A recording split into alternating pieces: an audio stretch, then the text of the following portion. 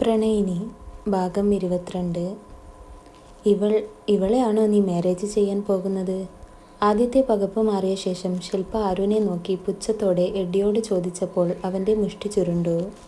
എങ്കിലും തനിക്ക് അവരെ ഇവിടെ തന്നെ കിട്ടണമെന്ന ഓർമ്മയിൽ അവൻ ഇരച്ചു വന്ന ദേഷ്യം അടക്കി പിടിച്ചു. ശേഷം അവർ ഇരുവരെയും ഗൗരവത്തിലൊന്നു നോക്കി. അതെന്താ ശില്പ അങ്ങനെ പറഞ്ഞത്? ഇവൾക്ക് എന്താണ് ഒരു കുഴപ്പം? എൻ്റെ കണ്ണിൽ ഇവൾ പെർഫെക്റ്റ് ആണ്. എനിക്കായി പിറന്നവൾ, എൻ്റെ പ്രണയിനി. എഡ്ഡി അതും പറഞ്ഞുകൊണ്ട് ആരുവിൻ്റെ ഇടുപ്പിൽ കൂടി കൈയിട്ട് അവനിലേക്ക് കൂടുതൽ ചേർത്ത് പിടിച്ചു. ആരു അപ്പോഴും ചെറിയൊരു വിറയലോടെ ആരെയും നോക്കാതെ തലയും താഴ്ത്തി നിൽക്കുക തന്നെയായിരുന്നു. പക്ഷേ എഡ്ഡി അവളെ ചേർത്ത് നിർത്തി പറയുന്നവ ഓരോന്നും അവളുടെ മനസ്സിൽ വന്നു നിറയുന്നുണ്ടായിരുന്നു. വല്ലാത്ത സന്തോഷം തോന്നി അവൾക്ക്.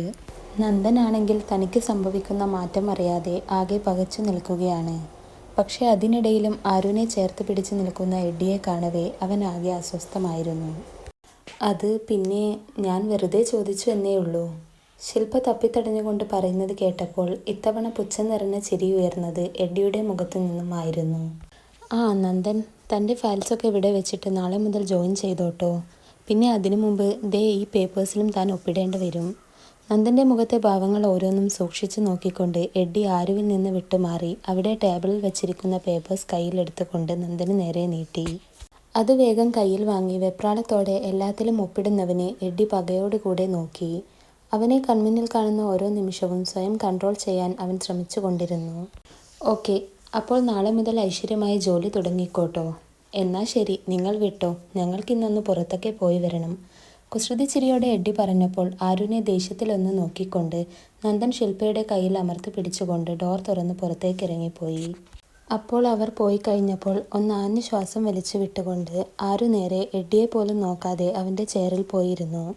എന്തു പറ്റി, ഇച്ചായൻ്റെ പൂച്ചക്കുട്ടി ക്ഷീണിച്ചോ? ആരു ഇരുന്ന ചെയറിൻ്റെ ഇരുഭാഗത്തും പിടിച്ചുകൊണ്ട് എഡ്ഡി കുറുമ്പോടെ ചോദിച്ചപ്പോൾ അവൾ അവനെ കണ്ണും ചുണ്ടും ഒരുപോലെ കൂർപ്പിച്ചുകൊണ്ട് നോക്കി. ഉഫ്, ദേ പെണ്ണെ, ഞാനൊരു കാര്യം പറഞ്ഞേക്കാം. ദേ ഇതുപോലെ എൻ്റെ മുന്നിൽ കാണിച്ചാൽ കർത്താവാണേ എൻ്റെ കൺട്രോൾ മൊത്തം പോകുവേ. പിന്നെ നടക്കുന്നതിനൊന്നും ഇച്ചായൻ ഉത്തരവാദിയല്ല കേട്ടോ. ആരുവിൻ്റെ കൂർപ്പിച്ചു വെച്ച ചുണ്ടിൽ തള്ളവിരൽ കൊണ്ട് ഒന്ന് അമർത്തി എഡ്ഡി പറഞ്ഞപ്പോൾ ആരു പെട്ടെന്ന് ചുണ്ട് രണ്ടും വായ്ക്കുള്ളിലേക്ക് കൂട്ടിപ്പിടിച്ചുകൊണ്ട് വേണ്ടെന്ന അർത്ഥത്തിൽ അവനെ നോക്കി വിലങ്ങനെ തലയാട്ടി. അത് കണ്ട എഡ്ഡി ചിരിച്ചുകൊണ്ട് അവിടെയുള്ള ചെയറിൽ പോയിരുന്നു. ഇതേ സമയം താഴെ പാർക്കിംഗ് ഏരിയയിൽ കാറിൽ അസ്വസ്ഥതയോടെ ഇരിക്കുന്ന നന്ദനെ ശില്പ ഒന്ന് നോക്കി. എന്തു പറ്റി നന്ദ, നീ ആകെ മൂഡ് ഓഫ് ആയതുപോലെ? ഒന്നും സംഭവിക്കാത്തതുപോലെ ശില്പ അവനോട് ചോദിച്ചപ്പോൾ നന്ദൻ ദേഷ്യത്തിൽ മുന്നോട്ട് നോക്കിയിരുന്നു. അവനപ്പോൾ എല്ലാവരോടും എല്ലാത്തിനോടും ദേഷ്യം തോന്നുന്നുണ്ടായിരുന്നു. എന്തു പറ്റിയെന്ന് നീയും കണ്ടതല്ലേ ശില്പ? ആരു, അവൾ എന്തിനാ എഡ്ഡിയെ കല്യാണം കഴിക്കുന്നത്? ഇല്ല, ഞാനതിന് സമ്മതിക്കില്ല. എന്നെ വേണ്ടെന്ന് വെച്ചാൽ അവൾക്ക് ഇനി ഒരു കല്യാണവും വേണ്ട. അങ്ങേയറ്റം ദേഷ്യത്തിൽ പറയുന്നവനെ ശില്പ അത്യധികം സന്തോഷത്തോടെ നോക്കി നിന്നു. കാരണം നന്ദൻ വഴി അവരുടെ ബന്ധം മുറിഞ്ഞാൽ ആ ഒരു കാരണം വെച്ച് അവൾക്ക് എഡ്ഡിയെ നേടാമെന്നായിരുന്നു ശില്പയുടെ മനസ്സിൽ. പിന്നെ അതിനുശേഷം നന്ദൻ ആരുവിനെ കെട്ടിയാലും അവൾക്ക് കുഴപ്പമില്ലായിരുന്നു. എന്താ നന്ദ ഇങ്ങനെയൊക്കെ പറയുന്നത്? നിനക്ക് ഇപ്പോഴും ആരുവിനെ ഇഷ്ടമാണ്. നന്ദകിഷോറിൻ്റെ ജീവനായവളാണ് ആരാധ്യ. എന്തുകൊണ്ടോ അവളോടുള്ള ഇഷ്ടം എനിക്ക് നിന്നോട് പോലും തോന്നുന്നില്ല. ശില്പ പറഞ്ഞു പൂർത്തിയാക്കുന്നതിന് മുമ്പേ നന്ദൻ പറയുന്നത് കേട്ടപ്പോൾ അവൾ ഞെട്ടിപ്പോയി. ഒരിക്കലും അവൻ്റെ നാവിൽ നിന്നും അങ്ങനെയൊന്ന് അവൾ പ്രതീക്ഷിച്ചതേ ഇല്ലായിരുന്നു. പക്ഷേ തൻ്റെ മനസ്സിലുള്ളതൊന്നും അവൻ അറിയാതിരിക്കാൻ വേണ്ടി അവൾ കരയുന്നത് പോലെ അഭിനയിച്ചു. എന്നാൽ അവളുടെ ആ അഭിനയം പോലും നന്ദൻ ശ്രദ്ധിച്ചില്ല. അവൻ്റെ മുന്നിൽ അപ്പോഴും എഡ്ഡിയുടെ ചുംബനത്താൽ ചുവന്നു തൊടുത്തു നിൽക്കുന്ന ആരു മാത്രമായിരുന്നു. ഇല്ല എഡ്വിൻ, അവളെ നിനക്ക് കിട്ടില്ല. ഞാൻ സമ്മതിക്കില്ല. അവളെയും നിന്നെയും തെറ്റിക്കണമെന്ന ഒറ്റൊരുദ്ദേശത്തിലാണ് ഞാൻ ആ കമ്പനിയിൽ നിൽക്കാൻ തീരുമാനിച്ചത് തന്നെ. ഇനി എന്ത് വേണമെന്ന് എനിക്കറിയാം. ആരു എൻ്റെയാ, എൻ്റെ മാത്രം. മനസ്സിൽ പലതും കുറിച്ചു കൊണ്ടവൻ വലിഞ്ഞു മുറുകിയ മുഖത്തോടെ കാറെടുത്തു. ഇതേ സമയം അപ്പുവിനെ ഫോൺ വിളിച്ച് ഇന്ന് നടന്നതൊക്കെ പറയുകയാണ് എഡ്വിൻ. കൂടെ കീർത്തവുമുണ്ട്. എൻ്റെ ചേട്ടായി, നിങ്ങളല്ലേലും പൊളിയല്ലേ. ഷോ, ആ രണ്ടിൻ്റെയും മുഖം ഒന്ന് കാണാൻ പറ്റിയില്ലല്ലോ. ആ ഒരു വിഷമം മാത്രമേ എനിക്കുള്ളൂ.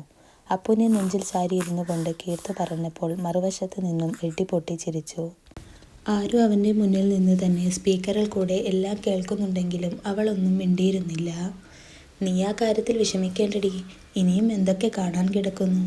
അത് പറയുമ്പോൾ അവൻ്റെ മുഖത്ത് ഒരു ക്രൂരമായ ചിരി വിടർന്നിരുന്നു. ഡാ എഡ്ഡി, എൻ്റെ പൂച്ചക്കുട്ടി എവിടെടാ? ശബ്ദമേ കേൾക്കുന്നില്ലല്ലോ. അവർ പറയുന്നതിൻ്റെ ഇടയിൽ കയറി അപ്പു ചോദിച്ചപ്പോൾ എഡ്ഡി ആരുവിനെ ഒന്ന് നോക്കി. നിന്റെ പൂച്ചക്കുട്ടി ഇവിടെ എൻ്റെ അടുത്ത് തന്നെ ഉണ്ട്. അവളെ ഞാൻ എവിടെയെങ്കിലും വിടുമോ അളിയാ? എഡ്ഡി ചിരിച്ചുകൊണ്ട് പറഞ്ഞപ്പോൾ മറുവശത്ത് നിന്ന് അപ്പുവും കീർത്തുവും ചിരിച്ചുപോയി. ഇടം വലം തിരിയാൻ വിടാതെ അവളെ അടക്കി പിടിച്ചിരുത്തുകയായിരുന്നു എഡ്ഡി. അല്ലെങ്കിൽ പെണ്ണ് അവനിൽ നിന്നും ഓടി ഒളിക്കാൻ തുടങ്ങും. ഓർത്തുകൊണ്ടവൻ അവളെ നോക്കിയപ്പോഴേക്കും ആരു മുഖം വീർപ്പിച്ചുകൊണ്ട് അവൻ്റെ കയ്യിൽ നിന്നും ഫോൺ വാങ്ങി കട്ട് ചെയ്തിരുന്നു.